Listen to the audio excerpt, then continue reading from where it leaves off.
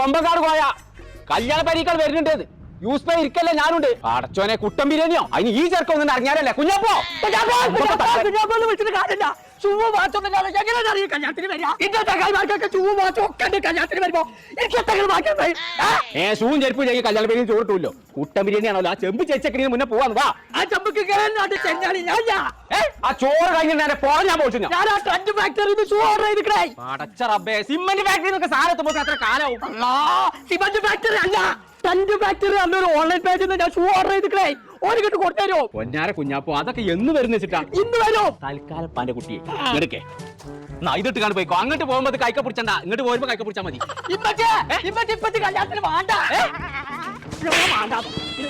ചെറുക്കാണ് പോയെന്ന് വന്നു. കറക്റ്റ് ടൈമിങ്ങിന് വന്നു. ഇതിന്റെ ആണ് അതാ